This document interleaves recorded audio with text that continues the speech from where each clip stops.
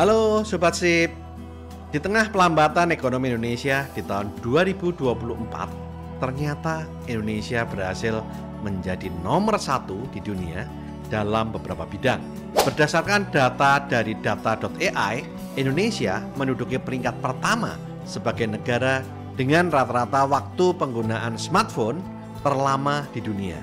Yang kedua, Indonesia juga mencatatkan diri sebagai negara dengan pertumbuhan pengguna media sosial tertinggi di dunia.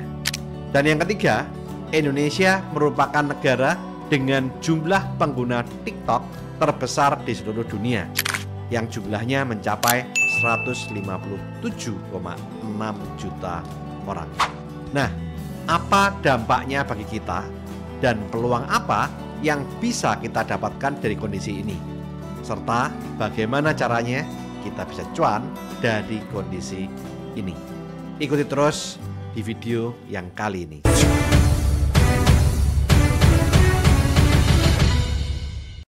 Fakta bahwa Indonesia telah menjadi pemimpin dalam penggunaan ponsel terlama sejak tahun 2020 menunjukkan adanya kecenderungan kecanduan gadget di kalangan masyarakat Indonesia.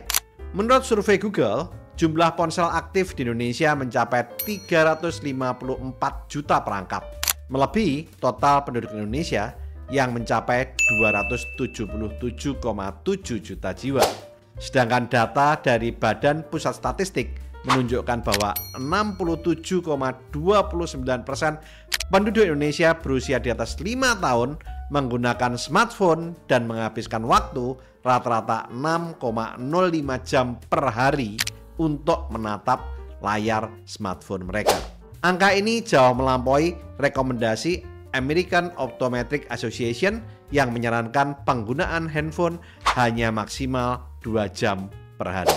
Menurut data.ai, aplikasi-aplikasi seperti YouTube, TikTok, WhatsApp, Instagram, dan Chrome browser merupakan yang paling banyak digunakan oleh warganet Indonesia.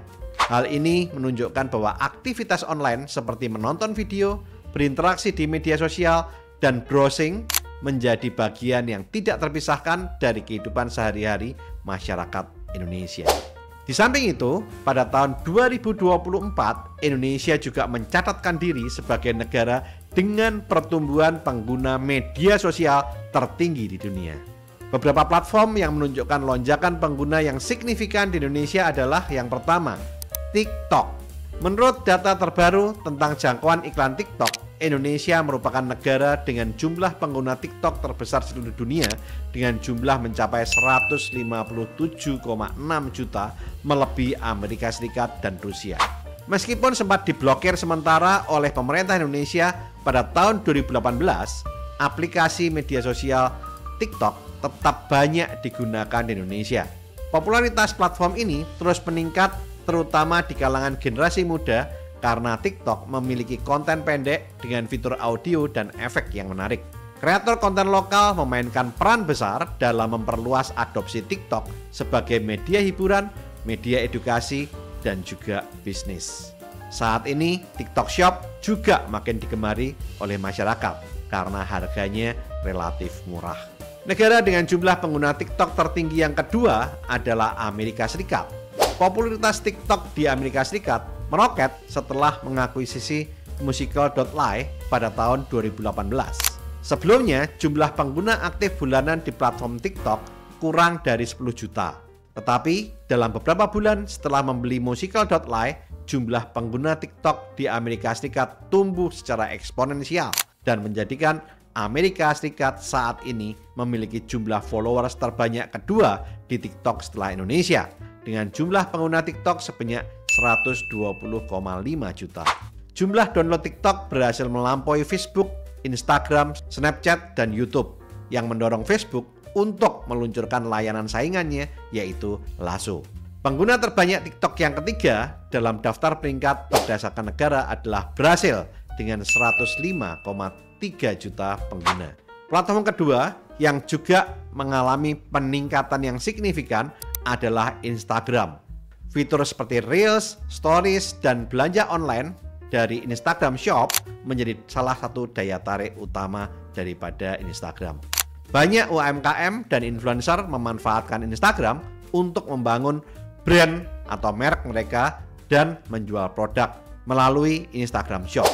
Platform yang ketiga yang mengalami peningkatan signifikan juga adalah YouTube. YouTube tetap menjadi platform utama untuk video panjang dan Indonesia menjadi salah satu negara dengan penonton dan kreator aktif terbesar di dunia. Pertumbuhan pengguna juga didorong oleh kebutuhan akan konten edukasi dan hiburan yang berbasiskan video. Platform keempat yang juga bertumbuh adalah Facebook. Meskipun dianggap klasik, Facebook tetap menjadi salah satu platform sosial media yang populer, terutama di daerah-daerah non-perkotaan. Platform ini digunakan untuk komunitas, pasar online, dan juga komunikasi bisnis. Platform kelima yang tumbuh signifikan adalah WhatsApp. Sebagai aplikasi pesan instan, WhatsApp mengalami peningkatan penggunaan baik untuk komunikasi pribadi maupun bisnis. Fitur seperti WhatsApp Business sangat diminati oleh UMKM di Indonesia. Platform yang keenam adalah LinkedIn. Platform profesional ini juga mencatat pertumbuhan di Indonesia, terutama di kalangan pekerja muda dan profesional yang mencari peluang kerja, networking, serta pengembangan karir. Penggunaan media sosial di Indonesia yang sangat tinggi dengan variasi yang signifikan berdasarkan kelompok usia dengan rincian persentase pengguna aktif media sosial di Indonesia menurut kelompok usia sebagai berikut. Yang pertama, untuk kelompok remaja usia 13-18 tahun memiliki penetrasi internet hampir mencapai 99,16% yang menunjukkan bahwa hampir seluruhnya terhubung ke internet dan berpotensi menjadi pengguna aktif media sosial. Untuk kelompok remaja usia 19-24 tahun, sebanyak 93,5% memiliki akun media sosial. Hal ini menunjukkan tingkat adopsi yang sangat tinggi dan menunjukkan potensi besar sebagai pengguna media sosial aktif. Jumlah pengguna perempuan sebanyak 51,3%, sedikit lebih banyak dibandingkan laki-laki yang berjumlah 48,7%. Untuk kelompok usia 25-34 tahun merupakan pengguna media sosial terbanyak di Indonesia yang meliputi sekitar 54,1% dari total pengguna media sosial di Indonesia berdasarkan laporan Statista. Tingginya penetrasi internet di kalangan remaja mengindikasikan bahwa kelompok usia ini akan terus mendorong pertumbuhan penggunaan media sosial di masa yang akan datang. Data ini menunjukkan bahwa generasi muda, khususnya mereka yang berusia di antara 18 sampai dengan 30 tahun, merupakan pengguna media sosial paling aktif di Indonesia. Hal ini disebabkan karena berbagai faktor yang terkait dengan yang pertama, tahap kehidupan yang dinamis. Usia 18-34 tahun merupakan periode yang produktif, di mana banyak dari mereka berada di usia kuliah atau sedang membangun karir, sehingga memiliki kebutuhan tinggi untuk terkoneksi, berbagi informasi, memperluas jaringan sosial, atau menjalankan bisnis. Media sosial merupakan alat utama untuk menunjang aktivitas ini. Yang kedua, akses mudah ke teknologi.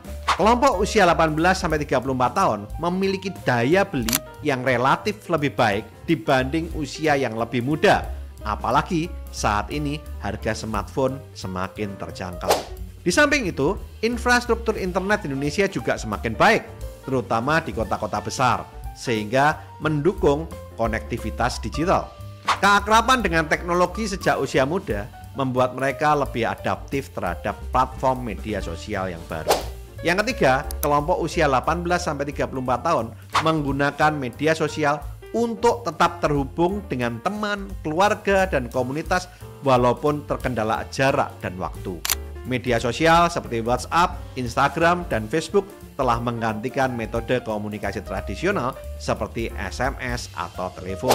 Yang keempat, kelompok usia 18-34 tahun juga menggunakan platform seperti Instagram, TikTok, dan YouTube menjadi sumber hiburan utama, menggantikan media tradisional seperti radio dan televisi. Popularitas konten video pendek seperti TikTok dan Instagram Reels serta game online menjadi salah satu perhatian daripada kelompok ini. Yang kelima, kelompok usia 18-34 tahun menggunakan media sosial untuk pengembangan diri. Mereka mempelajari keterampilan baru melalui YouTube, kursus online, seminar digital, atau mengikuti media sosial influencer yang menginspirasi.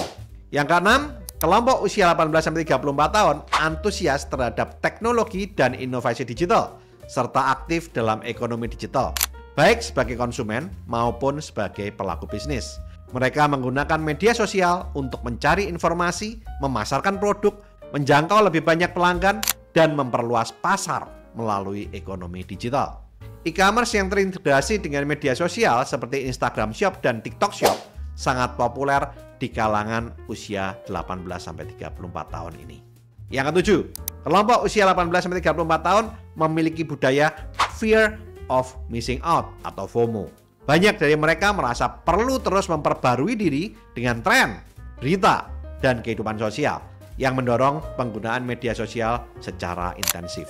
Sehingga bisa disimpulkan kalau kelompok usia 18-34 tahun mendominasi penggunaan media sosial di Indonesia karena mereka berada dalam fase hidup yang membutuhkan konektivitas, hiburan, informasi, kebutuhan ekonomi, tren gaya hidup digital, dan adanya kemudahan akses teknologi.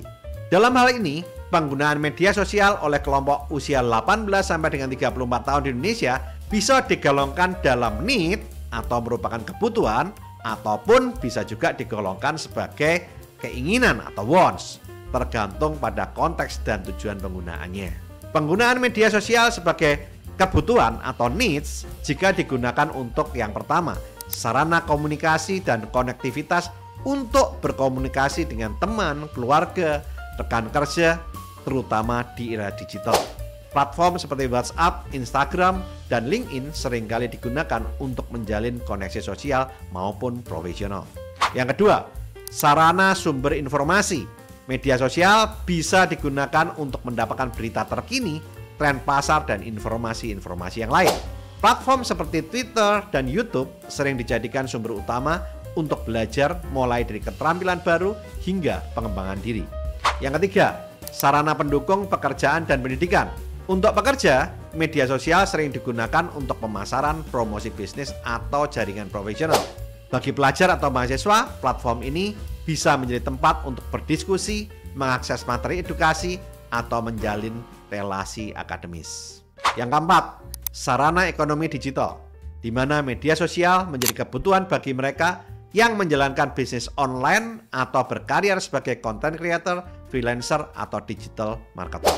Fitur seperti Instagram Shop, TikTok Shop, dan Marketplace di Facebook membantu pelaku bisnis untuk bertahan bahkan berkembang. Yang kelima, sebagai sarana hiburan dalam kehidupan modern. Dalam era yang serba sibuk, media sosial bisa menjadi kebutuhan untuk melepaskan stres melalui hiburan seperti video yang lucu, konten kreatif, atau streaming.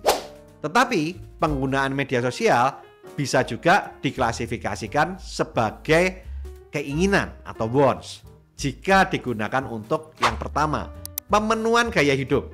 Banyak pengguna yang menggunakan media sosial untuk memenuhi keinginan terkait eksistensi sosial seperti membagikan foto, video, atau aktivitas sehari-hari. Media sosial sering digunakan untuk memenuhi keinginan akan validasi atau pengakuan seperti mendapatkan likes, komentar, atau pengikut yang lebih banyak. Fenomena post for like dan kebutuhan untuk terlihat menarik di media sosial seringkali didorong oleh keinginan, bukan kebutuhan. Yang kedua, konsumsi hiburan yang berlebih dengan menghabiskan waktu berjam-jam untuk scrolling feed atau menonton video yang seringkali bukan kebutuhan utama, tetapi sebagai bentuk hiburan yang didorong oleh keinginan. Yang ketiga, tren dan FOMO atau fear of missing out. Karena banyak pengguna aktif di media sosial hanya mengikuti tren atau supaya tidak ketinggalan zaman. Fenomena FOMO mendorong mereka untuk tetap aktif di media sosial meskipun tidak ada manfaat secara langsung. Nah, faktor apa yang menentukan media sosial bisa menjadi need atau dijadikan want? Yang pertama, faktor tujuan penggunaan. Jika digunakan untuk pekerjaan, pendidikan, atau komunikasi, maka media sosial adalah merupakan sebuah kebutuhan. Tetapi, jika digunakan untuk hiburan semata, atau mengikuti tren, atau FOMO, maka itu lebih kepada keinginan. Yang kedua, faktor frekuensi penggunaan. Penggunaan yang seimbang dan produktif cenderung untuk kebutuhan. Sedangkan penggunaan berlebihan atau tanpa tujuan yang jelas biasanya masuk dalam kategori keinginan. Yang ketiga, faktor kontribusi terhadap kehidupan. Jika media sosial membawa manfaat langsung seperti meningkatkan produktivitas atau wawasan, itu adalah merupakan kebutuhan. Sebaliknya, jika hanya digunakan untuk mengisi waktu atau mengejar validasi sosial, itu merupakan sebuah keinginan. Jadi, bagi kelompok usia 18-34 tahun Indonesia, penggunaan media sosial merupakan kombinasi antara kebutuhan atau need dan keinginan atau want. Dominasi salah satu aspek tergantung pada tujuan penggunaan dan cara individu tersebut memanfaatkan platform media sosial. Tantangannya adalah menjaga keseimbangan agar penggunaan media sosial lebih banyak menjadi kebutuhan yang mendukung produktivitas, konektivitas, dan pengembangan diri dibandingkan hanya sekedar pemenuhan keinginan seperti validasi sosial. Sehingga penggunaan media sosial akan berdampak positif seperti meningkatkan konektivitas sosial dan jaringan profesional, mendorong kreativitas dan inovasi terutama dalam ekonomi digital dan konten, dan mempermudah akses ke informasi lain dan peluang untuk pengembangan diri. Sedangkan dampak negatif dari penggunaan media sosial menimbulkan ketergantungan dan dapat mempengaruhi produktivitas kerja, kesehatan fisik dan mental seperti kecemasan atau fear of missing out, serta mempengaruhi hubungan sosial. Di samping itu, paparan terhadap informasi palsu atau hoax atau konten negatif juga menjadi lebih tinggi. Di samping itu, resiko privasi data akibat aktivitas yang tinggi di platform digital juga semakin meningkat. Penggunaan media sosial tidak hanya berdampak pada interaksi sosial saja, tetapi juga mendorong pertumbuhan ekonomi digital dengan media sosial menjadi salah satu alat utama untuk bisnis pemasaran dan komunitas. Diharapkan penggunaan media sosial bisa membawa lebih banyak manfaat dan dampak positif baik secara individu maupun sosial. Nah, bagaimana cara pemerintah, pengusaha, dan masyarakat mengarahkan penggunaan media sosial ke hal-hal yang produktif? Yang pertama, memberi edukasi tentang pemanfaatan media sosial dengan cara meningkatkan literasi digital masyarakat, yaitu dengan cara mengajarkan menggunakan media sosial secara bijak dan aman, seperti mencari informasi yang valid, membangun personal branding, atau menghasilkan uang melalui platform digital.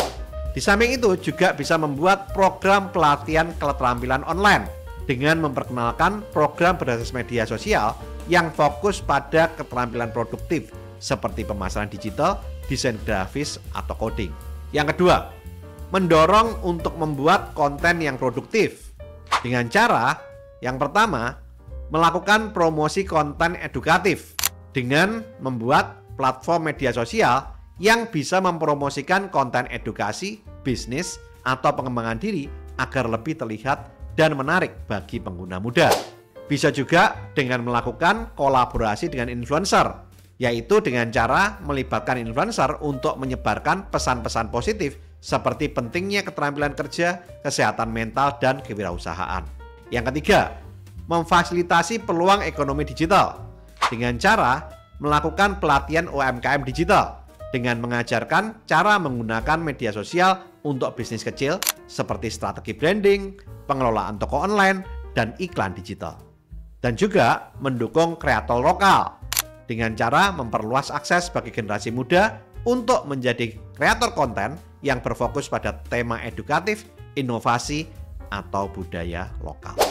Yang keempat, ciptakan kampanye yang menginspirasi seperti menggunakan hashtag dan gerakan positif dengan cara melakukan kampanye seperti tagar Saving, Investing, Protecting atau tagar produktif bersama media yang bisa menjadi gerakan untuk meningkatkan kesadaran penggunaan media sosial yang bermanfaat. Bisa juga dengan membuat kompetisi dan penghargaan dengan mengadakan kompetisi konten positif dengan hadiah yang menarik untuk mendorong kreativitas produktif. Yang kelima, melakukan pengawasan dan regulasi. Pemerintah dan platform media sosial harus memperketat pengawasan terhadap konten yang tidak produktif, negatif, dan merugikan.